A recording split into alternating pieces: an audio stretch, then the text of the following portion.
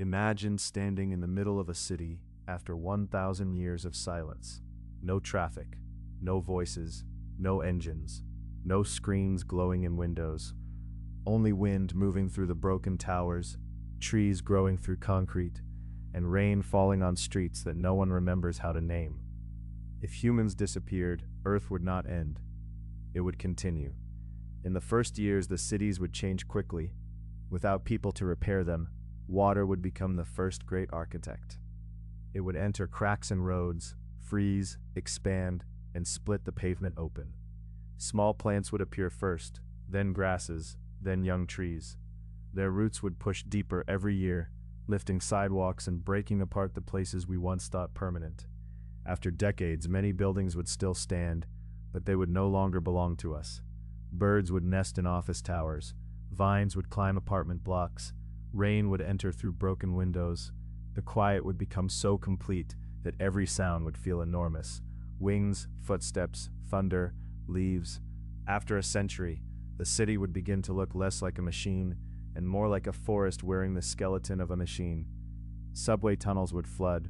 Underground stations would become dark rivers. Platforms where millions once waited would be covered in mud, roots, and still water. The maps on the walls would fade. The lights would be gone. But life would keep moving through the darkness. Some of the tallest skyscrapers might survive for centuries. Others would fail slowly. Steel would rust. Concrete would crack.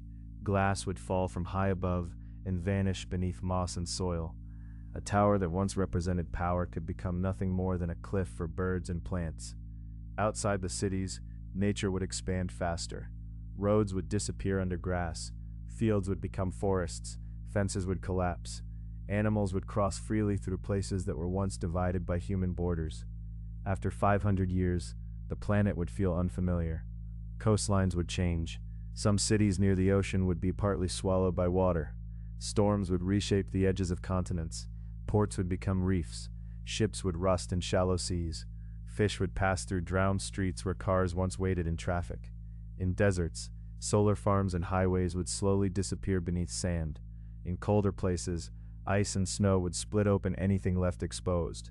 In warm, wet climates, entire neighborhoods could vanish under layers of green. But not everything would disappear. Some monuments would remain, damaged but recognizable. Stone lasts longer than memory, a statue covered in vines, a bridge standing over a river that has changed its course, a wall with no one left to explain why it mattered, and above Earth, the last machines of humanity would also fade. Satellites would lose control. Some would burn as they fell through the atmosphere. Others would drift silently in orbit, becoming dark pieces of metal circling a world that no longer sends them signals. After 1,000 years, the Earth would not look empty. It would look alive. The ruins of humanity would still be there, but they would no longer be the center of the story.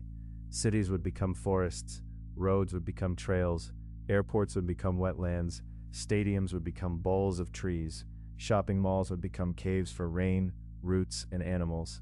The strangest thing might be how peaceful it all becomes, not because humans were never here, but because the planet does not need to erase us with anger.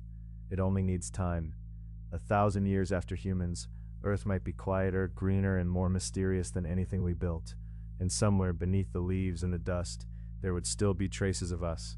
A doorway, a staircase, a name carved into stone, a room with no roof open to the sky. Proof that for a brief moment, we were here, and then the world kept going.